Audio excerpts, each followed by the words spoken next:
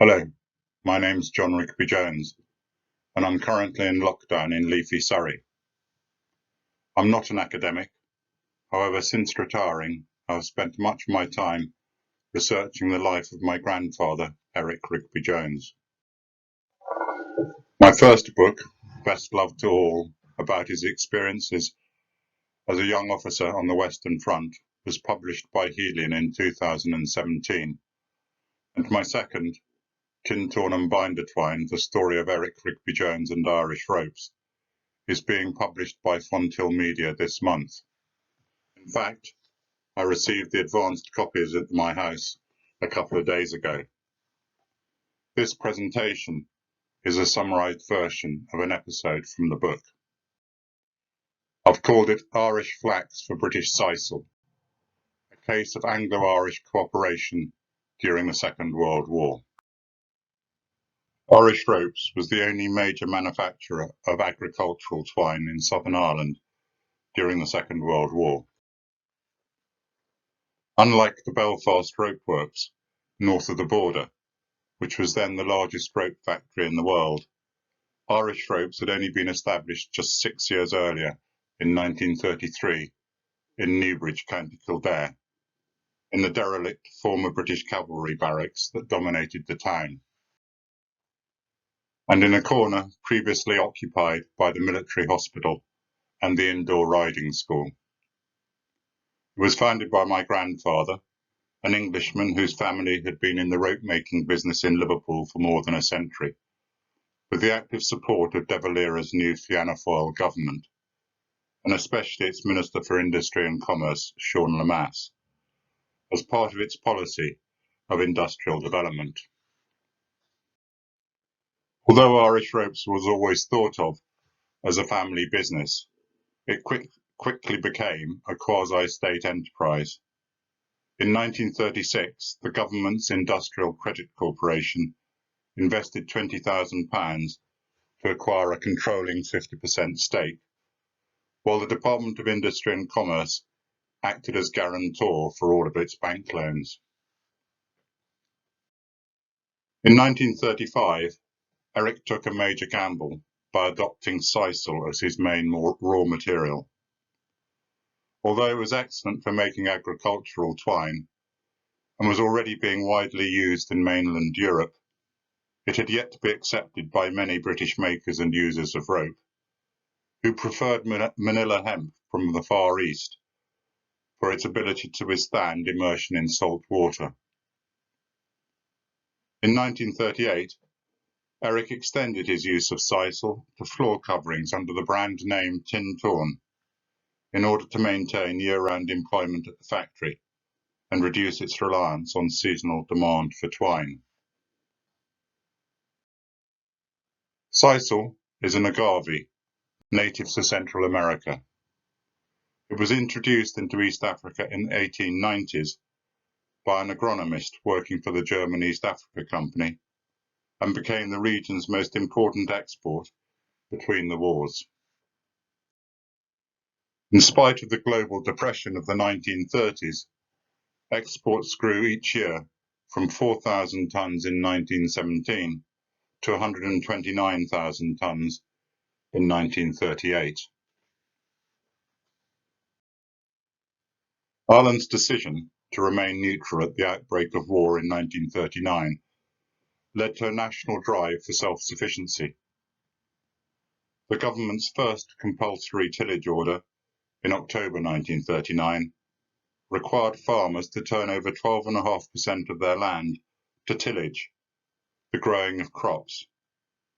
This would later be increased to 16.7% in October 1940, 20% and then 25% in 1941, and finally 37.5% in 1944.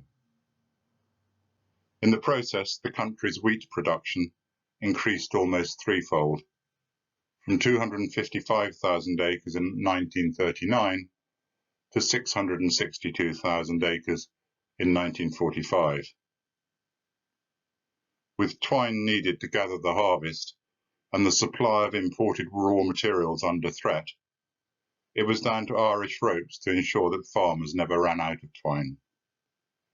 In 1940, it increased its production to 700 tons. At first, Anglo-Irish trade was hardly affected by the war. Both countries were keen to continue as before, and if possible conclude a comprehensive trade agreement. Unlike many businesses which were reluctant to build up their stocks without government aid, Eric set about stockpiling as much sisal as he could. His immediate concern was the threat to shipping. At any time he might have up to 10 ships carrying consignments of fibre from East Africa and the Far East. He tuned into the shipping news each evening to find out if any had been sunk. Everything changed after the German occupation of Norway and France in spring 1940, and the successive threats to Britain's survival that year, the Battle of Britain, the Blitz, and the Battle of the Atlantic.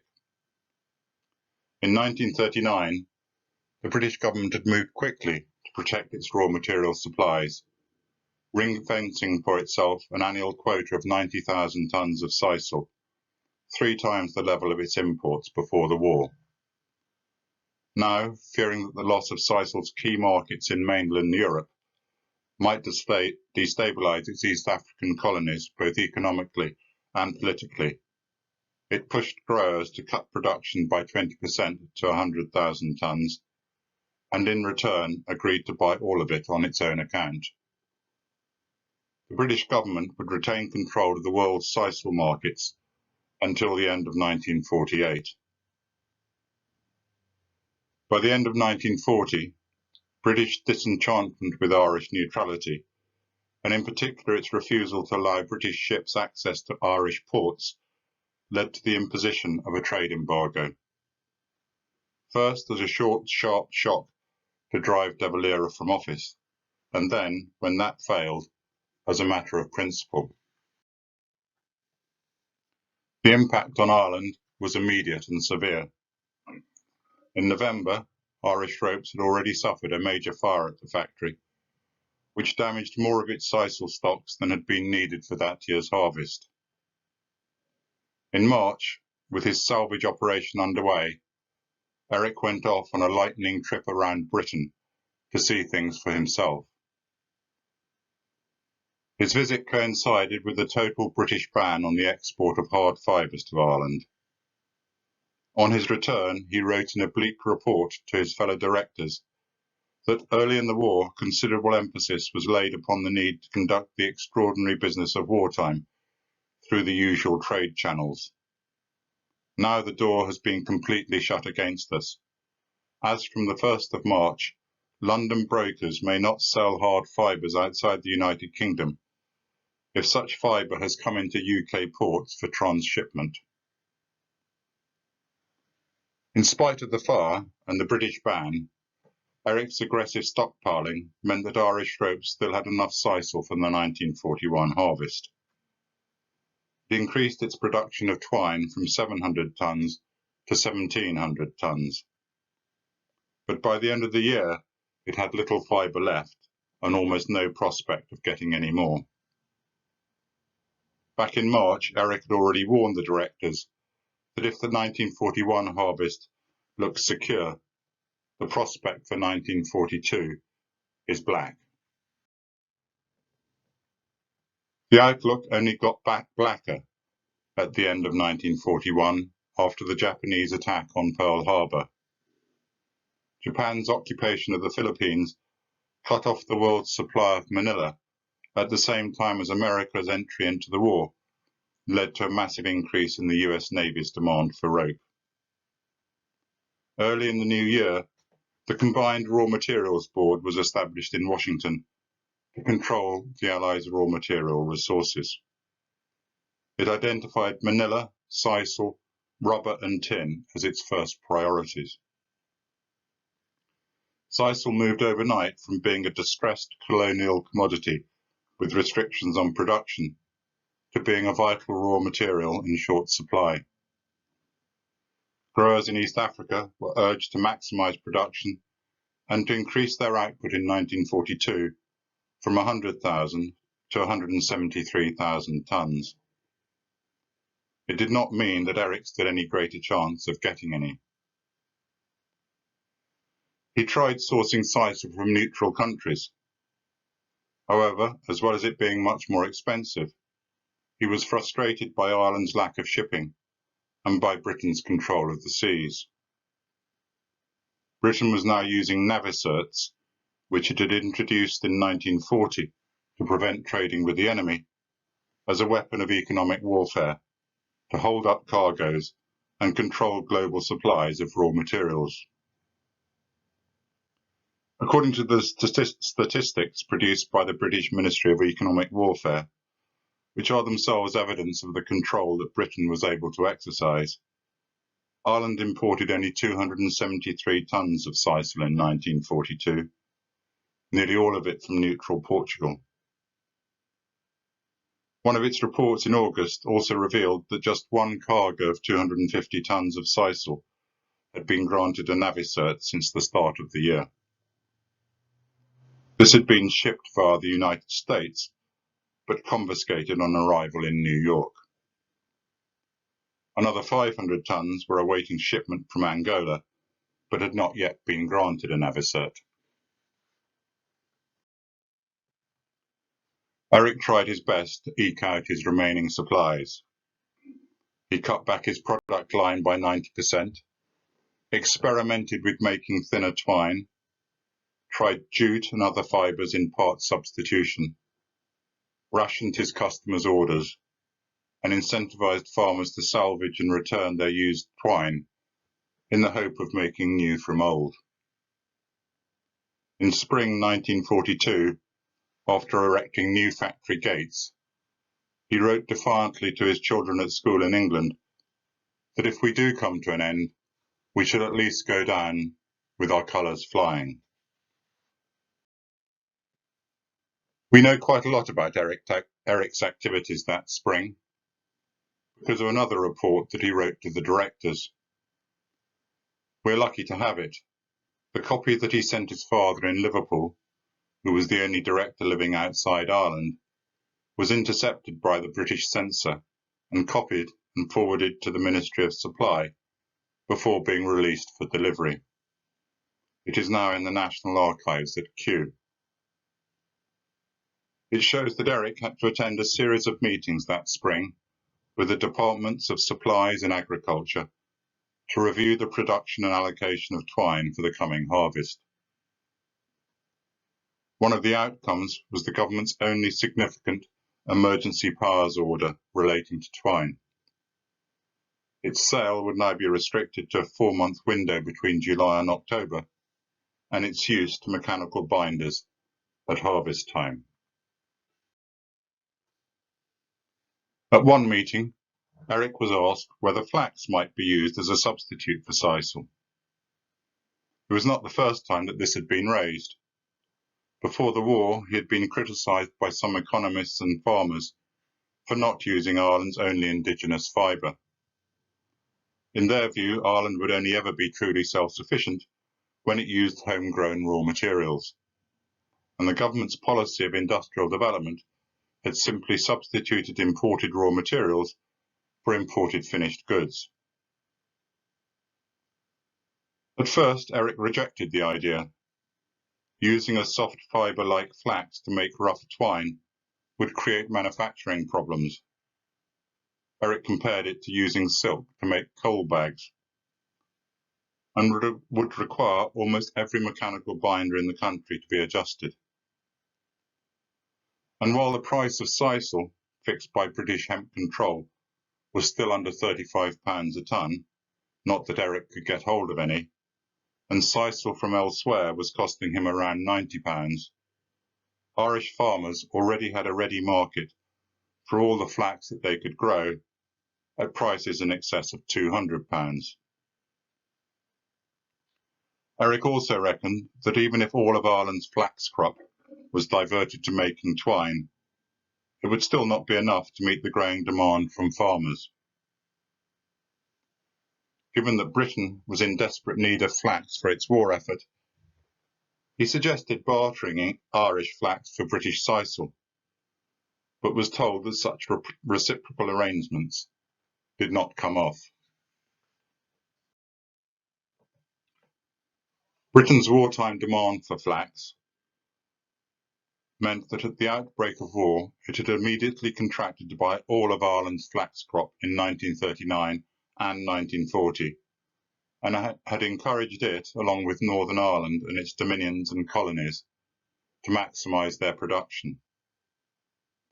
In a speech in Belfast at the end of 1945, the British flax controller, John Ferrier, gave some details as to how it had been used. His list included 54 million square yards of aeroplane fabric, 25 million square yards of heavy naval canvas, 26,000 miles of hose pipe, and 20,000 miles of parachute harness. This poster, by the way, which is encouraging Irish farmers to grow more flax, was issued by the Irish Flax Development Board in 1943. The board received all its funding, some £105,000 over 2 years, from the British government. In spite of a brief rally during the First World War, Ireland's flax industry, both north and south of the border, was in long-term decline. By 1938, there were less than 4,000 acres under flax in the Irish Republic. However, the British were now offering farmers double what they had been getting only a few months earlier under the Irish government's own flax scheme. The country's acreage under flax would increase to 10,000 acres in 1940, almost 20,000 acres in 1942, and over 30,000 acres by the end of the war. Eric always knew that flax was never going to be the solution to his raw materials crisis, describing it later as a forlorn resort in dire emergency. But he had run out of other options. In April, after conducting some trials, he decided that rather than trying to buy flax, he would grow and process his own under contract with local farmers. By June, he had signed up 1,000 acres in County Carlow. He reckoned that his so-called tallow flax scheme might produce some 2,000 tonnes of flax stalk and just 300 tonnes of processed fibre. He also invested £17,500 in equipment and facilities to harvest, transport and process the fibre at Irish Rope's factory. This map, which was provided by John Dulante, Ireland's High Commissioner in London, to the British Ministry of Supply in 1944, shows how most of Ireland's flax cultivation, with the exception of Cork and the tallow flax scheme, was near the border with Northern Ireland. In June, with his sowing complete, Eric made his own attempt to barter with the British. He asked his friend Alfred Wigglesworth, who owned one of London's leading fibre merchants, to approach the British flax and hemp controllers with a proposal to exchange his flax for 400 or 500 tonnes of sisal. They turned him down due to the acute shortage of sisal and the unknown quality of Eric's fibre. Meanwhile, the immediate outlook for 1942 was not as bad as originally feared. Although Irish Ropes had used up nearly all its raw fibre, it still had 500 tonnes of manufactured twine in stock. The Irish Agricultural Wholesale Society had managed to import another 500 tonnes from the United States, and wholesalers were thought to be holding on to another 300 to 500 tonnes and waiting to see how the market moved before releasing it. Together it might just be enough. In recent weeks, we've become accustomed to stories of shortages of essential supplies, from flour to face masks. In June 1942, Sean Lamass, the wartime Minister for Supplies, had to tell the Dáil that only 1,650 tonnes of twine would be available to farmers that year, against an estimated requirement of 2,500 tonnes. He went on to warn TDs that although the immediate crisis was manageable, it would be almost insurmountable in 1943. In October, with the harvest over, the Minister for Agriculture, James Ryan, confirmed that although there had been barely enough, no farmers had been left stranded absolutely for the want of binder twine. More surprisingly, he went on to say that although he was not yet in a position to make a definitive statement, there were likely to be sufficient supplies of twine in 1943. The solution to the crisis can be traced back to the spring of 1942, when Churchill asked Deputy Prime Minister Clement Attlee to chair a new War Cabinet Committee on economic policy towards ERA. When it met for the first time in March, the first item on its agenda was a proposal from John Delaunty for the utilisation of Ireland's surplus industrial capacity. The third item was the now well-known proposal to exchange Guinness for wheat. At the committee's third meeting in May, Attlee spelled out his new pragmatic approach. Any policy of putting economic pressure on ERA with a view to securing political concessions is most unlikely to prove successful. Our policy in this matter should be dictated solely by consideration of our economic interests. And so was established the principle of barter. Ireland's ability to get a good deal depended on it being able to identify and exploit those items which it could produce and which Britain desperately needed. At the top of the list were cattle, Guinness, spirits, and flax.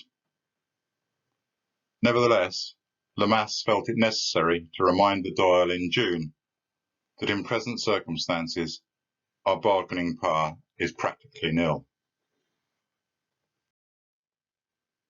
Throughout 1942 and thereafter, Attlee's committee continued to review specific proposals for barter.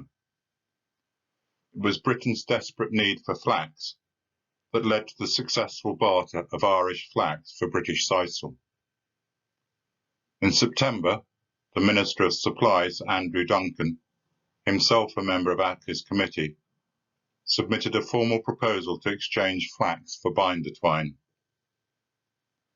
It was clear that the Irish had by then played their trump card. With negotiations over the renewal of the Anglo-Irish flax contract having started over the summer, Duncan reported that Ireland needed an estimated 3,000 tonnes of sisal and twine in 1943, surely a case of someone over-egging the pudding, and that if it could not get this from abroad, it might have to divert all of its acreage under flax to making twine.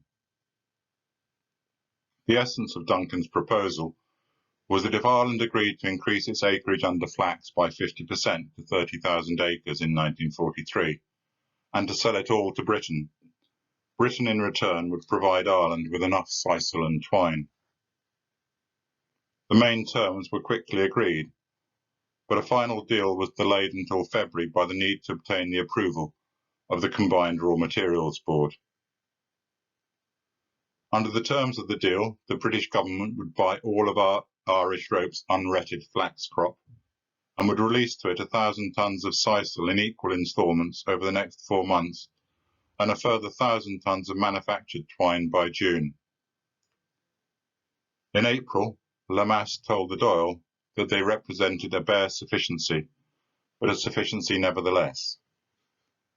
However, a couple of months later, one of his civil servants wrote in a draft report that there is some reason to believe that this is possibly the only country in the world which has obtained its full requirements of binder twine in the current year. The deal was subsequently extended until the end of the war. However, by the autumn of 1944, Britain was no longer in such desperate need of Irish flax. The liberation of Europe and the opening up of the Mediterranean meant that two of its largest suppliers before the war, Belgium and Egypt, would almost certainly be growing flax again in 1945. When the Department of Agriculture told Eric that the British no longer wanted to buy his flax, he flew over to England to get clarification from the British flax controller, John Ferrier. Realistically, his only option now was to close down his flax scheme before his farmers started sowing their next crop in the spring. Afterwards, Ferrier wrote an extremely complimentary internal memo about Eric, describing him as the extremely able and efficient manager and driving force responsible for the astonishing success of Irish ropes in flax production. He is, without doubt, I think, one of the best, if not the best, producer of unretted flax at the present time in the British Isles. He followed this up in a personal letter in which he thanked Eric for his efforts and expressed his sorrow that things had to end as they had. However, when the Ministry of Supply suggested sending a similar letter to John Delaunty after the 1945 deal was finalised, it was warned off by the Foreign Office. It did not want to give the Irish government any ammunition that it could later use to justify its neutrality. It suggested instead that should any future occasion arise for making a civil remark to Mr. Delaunty, it would be better not to refer to the Era government in this connection and to confine what is said to thanks to Mr. Delaunty personally. Perhaps it summed up one aspect of Anglo-Irish relations during the war. Irish Ropes went public a year after the war, enabling the Industrial Credit Corporation to realise its controlling interest after 10 years. And once the British government had relinquished its control of Sisal markets at the end of 1948, it went on to become a major Irish exporter and a world leader in the innovative use of Sisal. By the 1960s, Irish Rope's factory had grown considerably. Newbridge itself had doubled in size and was being described in the press as Ireland's most prosperous town and a casebook of the country's industrial development. The indoor riding school, which was now the hard fibre mill, was the only original building left on the factory site. Today, the only remaining building is Irish Rope's staff hostel, designed by award-winning Irish architect Michael Scott in 1958 and built beside the town's water tower. The hostel, in its turn, is now derelict. The factory is closed and its site is occupied by the Whitewater Shopping Centre. Thank you for listening, and many thanks to the British Association for Irish Studies for arranging this virtual conference. I hope that you and all your loved ones stay safe and well.